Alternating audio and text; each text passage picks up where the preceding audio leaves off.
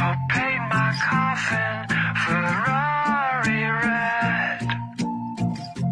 At the funeral I wanna be turning heads.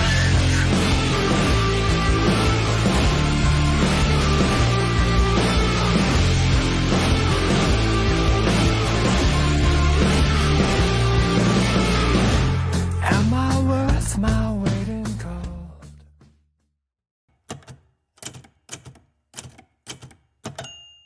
Hey guys, this is Chauncey from Good Music to Know, and today I'm joined by Violet Knight to talk about their new album, Rosso Corsa. The name itself suggests speed, danger, and intensity, but the record isn't just about motion, but what happens beneath the surface. Each song feels like a chapter in a ride that's been exhilarating and deeply human, and we're super stoked to have Connor on the show today. How's it going? Nice to meet you. So let's jump into it. So on the cover, it's only you and a cake, and it's very like minimal and bold, just like the title of the album. So just curious, where does the title come from and what does it mean to you? There's many layers to the cake. The cake is just one juxtaposition among many juxtapositions within the record. Like the opening track is Ferrari Red. After that track was written, I think the theme and the overarching everything of the record kind of started to snowball in my head as to like the ideas as far as creative decisions went. Just a touch like a little bit on it. Like Marie Antoinette said, let them eat cake as her way of, addressing the disparity between the rich and the poor. Ferrari Red is a bit of a satire, but if people take it literally, that's fine too. I think it's fun. It's a lot of fun. There's so much to it. Like Ferrari Red Coffin is a juxtaposition. Me looking at the cake is a juxtaposition because I'm allergic to the cake. It's just kind of, there's many different things about it that are funny. And there was a lot of thought that went into the reasoning behind why we did what we did. And I think Rosso Corsa is just leaning further into the idea behind the song Ferrari Red. And that's kind of sets the tone for the record. And in the 1930s, when they were painting Ferraris, every Ferrari was painted Rosso Corsa. It means racing red in Italian. So that's kind of where that phrase comes from. It felt like it fit really well thematically, and it also just felt timeless, like it wasn't trying too hard. When we heard that title, it was like, yeah, that's the title for sure. Yeah. And many of the songs like juxtapose, there's like this upbeat melodic arrangements with some quite like heavy lyrics, specifically thinking of the songs Complicated and then Bad for You. So how conscious were you of like maintaining kind of like that tension? I think that's a funny one. Those, I would say it wasn't as intentional. Those songs kind of just fell together the way that they fell together. Like Complicated was a 15-minute song where I literally just popped into my head and was 10 to 15 minutes. It was done. Bad for You was one that I had been sitting on for a while and lyrically really thought through. It wasn't like a bolt of lightning song or whatever you want to call it. Yeah. Bad for You. Yeah. I mean, that song, I really love the direction that we took and how it ended up. We had a great, Steve Blackie, I think his name is. Confirm that. Yeah, Stevie Black or Steve Black E. I'm going to search this just to make sure I'm not, screwing it up. Yeah, Stevie Black. He's like a brilliant string arranger, and he came in and did strings. Like I had ideas in my head that I could sing and figure out. And then he, I would say, objectively collaborated with us and made it incredible. But he's done strings for like, you name it, like from Matchbox 20, Pink, Chappell Roan, Olivia Rodrigo to Snoop Dogg, Dre, anybody. And so having him come on and do strings was really cool, and I think it really elevated the track. But the juxtaposition in that song overall, I think it's got that slow kind of burning thing that just steadily grows like a fire with gas thrown on it. I don't know. And those two songs are definitely not sibling songs at all. They have very contrasting energies, but that's kind of the whole point of Violet Knight, is that it's never two of the same, but all exist under the same umbrella peacefully, Yeah. And overall, I think the album touches base on not heavy topics, well, I guess heavy topics like not being enough or maybe like self-critique or external judgment. So was writing this album for you like cathartic in a sense, or did you learn anything about yourself from this album? I remember writing Ferrari Red and I was laughing because I thought it was so honest. Like it was so honestly me. It's kind of a dig at like high society, high culture, high snobiety, people who are very about money over people or human experiences. Yeah. And for me, the band is a vessel for experience. And I've always valued, what I want in life is the experiences that money cannot buy. Like that's, you know what I mean? That's really what it is for me. And so I remember, seeing people in that culture, and I used to just kind of cynically say to myself, like, what are you going to do? Buy a Ferrari red coffin? Like, nothing is that precious. And I was like, I think there's a song in that, and that kind of just, that set, like I said, set the tone for the whole record. And I think besides the ongoing juxtapositions, I do think that there's like an overarching narrative, like the glamorous and the tragic, fame, existentialism, kind of a dark brooding. I really think that it's just all aspects of my personality just heightened. Like, it's my deepest, most innermost thoughts that if we didn't know each other really well, I wouldn't share with you, but I'm confident putting them on a song for anybody to listen to. It's a really easy way to decode and figure me out, but I think, they're not for me, they're for everybody else. You know what I mean? It's like the songs belong to the people, and that's a cool thing. I'm really proud of that, and really just, I don't know, really proud of, the reaction we've gotten so far has been super positive, and just, it's awesome that it's hitting with people. Yeah.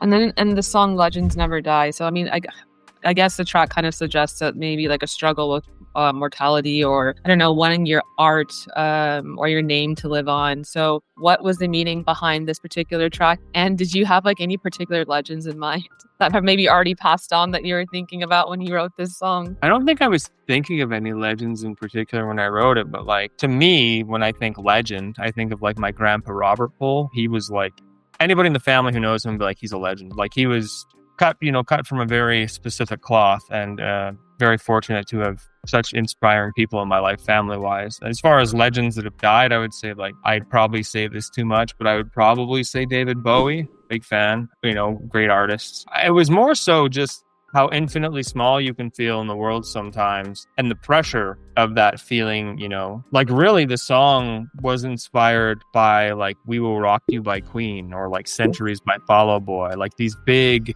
anthemic stadium-sized songs. And I remember Tay, our drummer, said to me, he's just like, how are we going to play this in a 500 cap room? And I'm like, and he's like, that's a stadium song. And I'm like, that's the point.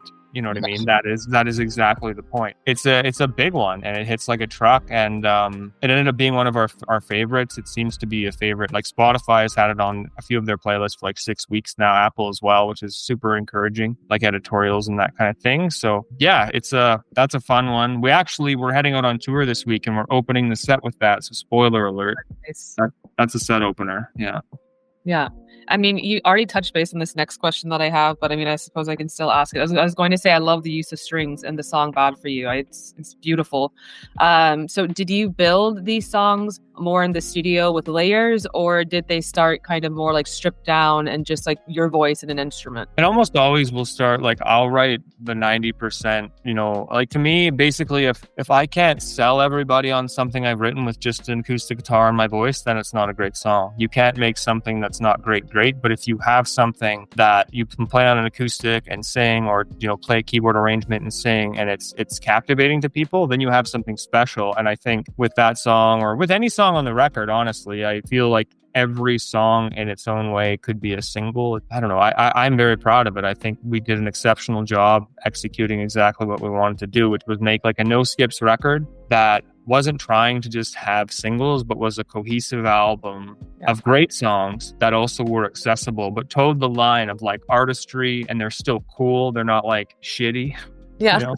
Yeah. Really, it just comes down to what excites us and what we like. But the strings thing and everything else is always like that extra 10% that if you like that puts it into home run category, right? Like, our producers, Robbie and Randor, who we, have built a really great relationship with as well. They come in, and everybody has their part in the process. And even just from mixing to mastering, actually, the record was mastered in Germany. Oh, okay. Sure. By Robin Schmidt, does like the 1975 and all that stuff. Okay, nice. He lives there. He lives out in the middle of the country somewhere, from what I gather. But he masters like amazing artists, like like Noah Gallagher and all the Nothing But Thieves, all their records. So yeah, it was cool to have him in on it as well. Yeah. It all adds to the overall outcome, I think. But as an artist, I think it's important for us to have that discernment of like what is good and what is great, like what is, and really just making it for us and not for the audience, because I think it's a disservice to yourself if you don't make it for yourself first and foremost, right? Yeah. And then I love the fact that the album ends with what's it called? I Don't Want to Leave the Party. Yeah.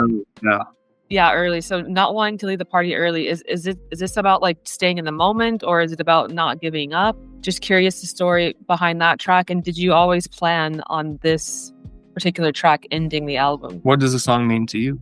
Just kidding. I mean, to personally, to me, if you listen to the entire album from start to finish, I feel like there's a lot of ebbs and flows that this person is going through, whether it's through like mental health issues or how they see themselves or harsh critiques or relationship problems. There's a myriad of things happening. And then you get to the end of I don't want to leave the party. I don't know. It kind of feels like an acceptance moment where it's like, I don't want to leave early. I want to stay. I kind of want to tough it out and not give up, see it through. I don't know if that's what it means, but that's just kind of what it felt like when you listen to the entire album from start to finish. So I don't know. Yeah. So the bridge of that song, when you were talking about legends, I referenced my grandfather. He's actually in the bridge of that song, as is my grandma. The talking voices is a candid conversation. Yeah. So it's kind of a cool thing. I hope that the song means whatever it means to whoever needs to hear it. But this is a spoiler on the actual meaning of the song. So I'm going to let you silence your thing if you don't want to know it. Okay, 3, 2, 1. So the song is actually about not wanting to die. It's about a FOMO kind of like, I'm not afraid to die, but I don't want to leave before I live and have great experiences. And when I think of that kind of a life, I think of my grandparents, which is why they're in the song. And I personally went through a lot of health struggles in 2024. And I was in the hospital numerous times in Toronto and just not feeling very well and was in, a considerable amount of pain. And a lot of that song was a cathartic release of that, to be honest, and not knowing exactly what was going on. This is probably the most vulnerable I've ever been in an interview. I feel uncomfortable now. Sorry. No, it's okay. It's good, I think. I just will say that... I mean, that's what I got from it. If it makes you feel any better, like that's exactly what I took from the last song, was that you want to stay in the moment and not give up and keep pushing. Because I know you talk about mental health throughout the album, and then it gets to this last track and it's like, I'm going to do it. So the album is so painfully honest. Like the line in that song, if one more person makes a comment about how skinny I've gotten, I swear I'm going to drop them, throw a sucker punch and rock them. I laughed when I wrote that because I was like, man, people need to fucking stop asking me, why are you so skinny, man?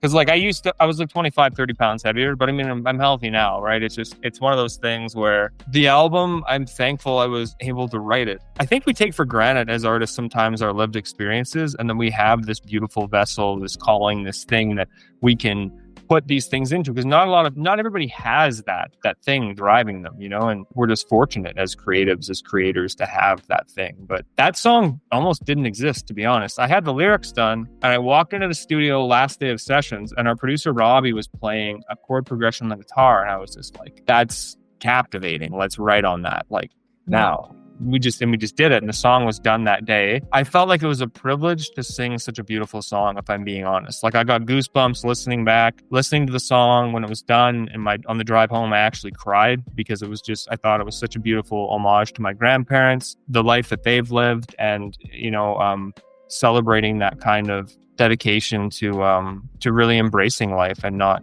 leaving the party early, so to speak, right? Yeah. And a bit of a fun question now, a shift away from the intense questions, but if the album were a film, like what would the opening scene, how would you envision it?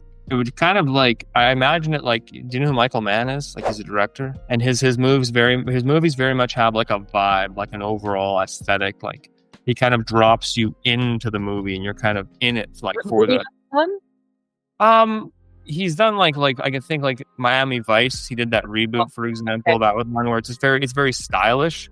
Yeah. I think if this record was made by a filmmaker, the opening scene would have to be very stylish, very cool. You know what I mean? Yeah.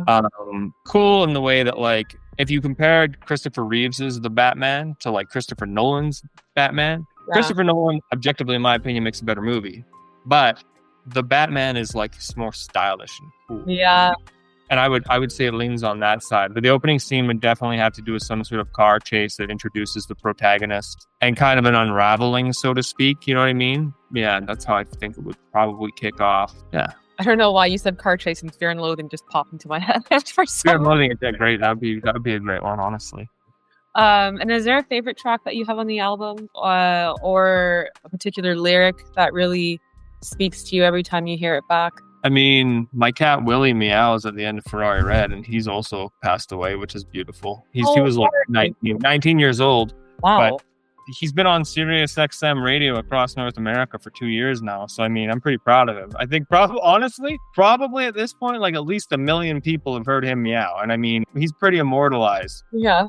I think the funnest lyric is the lyric that references King K. Rool, who is the alligator in the Donkey Kong franchise, because my wallet is actually made from alligator skin. Yeah.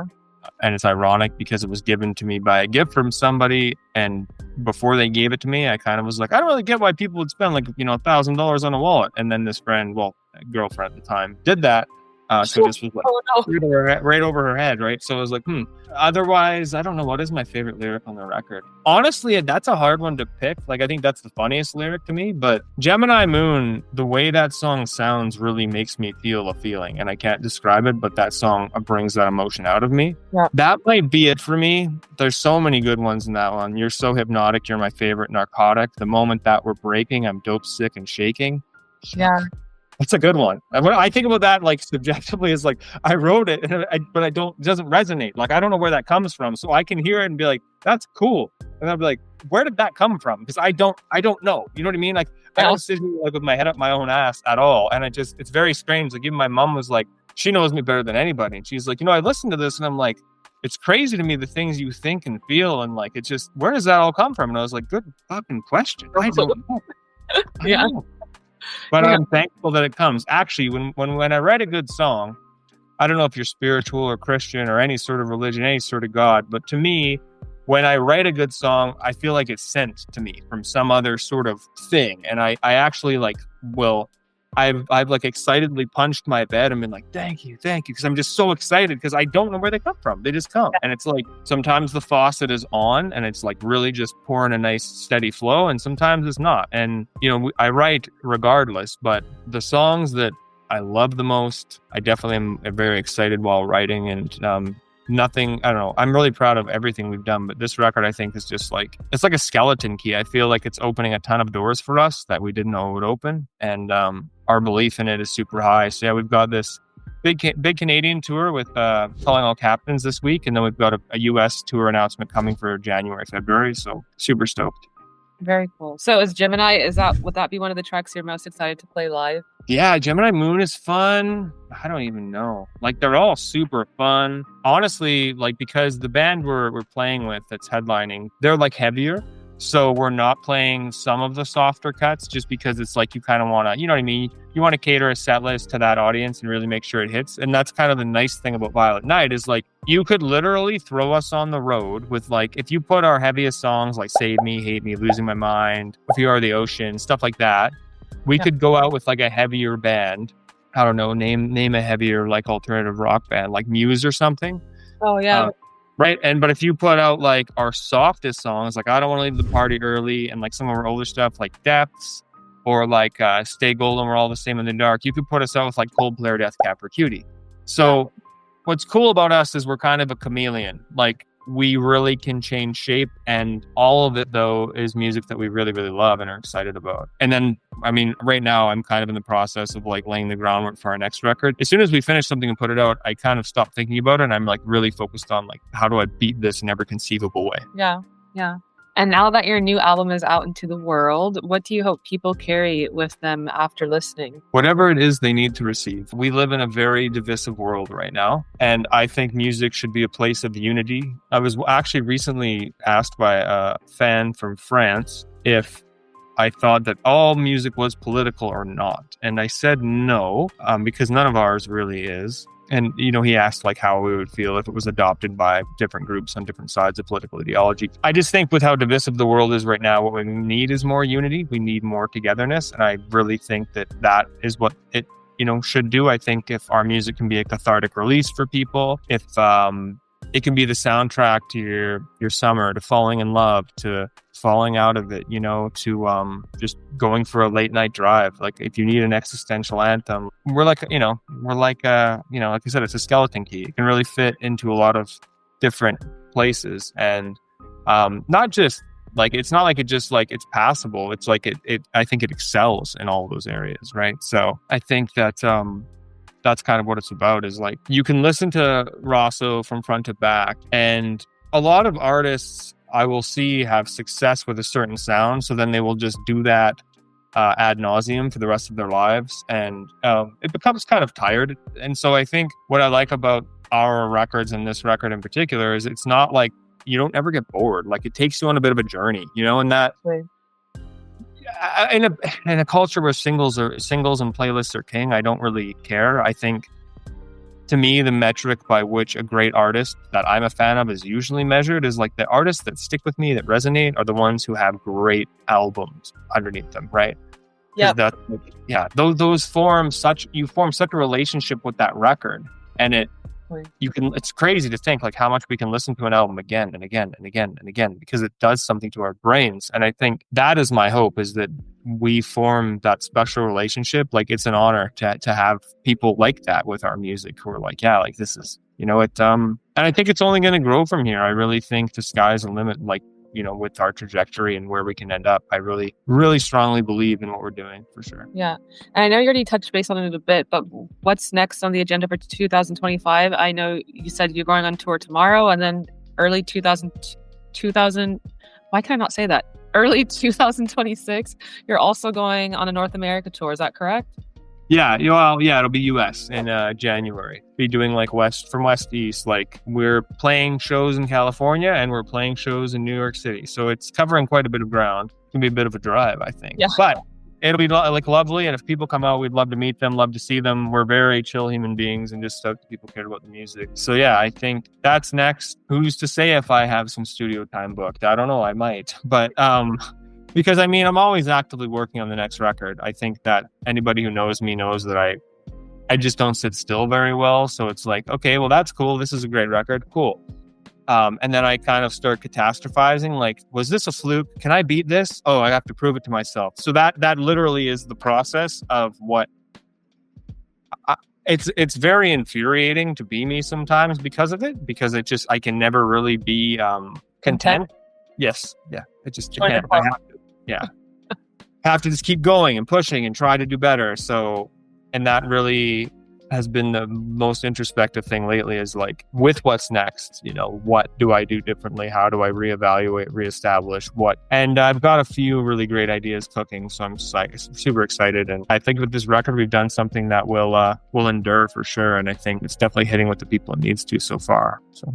Yeah, I definitely can relate. You're preaching to the choir there. But yeah, and then maybe one day we'll have you over in Europe soon. I think the crowd here would definitely love your sound and the band's energy. It'd be great to have you guys here one day. That's a plan. To be honest, next year, like Europe, and sorry for interjecting. No. The next year, that is part of the plan, is to get over, like, we're looking at fall next year tentatively to do like the UK, Germany, Europe, we're just talking with management about it now, and kind of looking at logistics of what would work best and what we're thinking. So with any luck, because like I said, like, a ton of our merch and a ton of our streaming stuff is Europe, is the UK, is Germany. Like, I was just saying today, I sent vinyl to Pittsburgh, one to Germany, not Berlin though, Hamburg. Okay, Hamburg is nice as well. Yeah. Right. Yeah. And then one to London. London, UK seems to be a very hot spot, and big shout out to them. I think they were like our number one city in the world 4 years in a row or something crazy. So. Wow. Yeah. Yeah, I think those are the main questions I had for you. But with that being said, are there any final words that you want to leave the fans and your listeners with? See you soon. No, I don't really have anything deep and insightful or introspective. Yeah, no, not off the cusp, or off the cuff rather.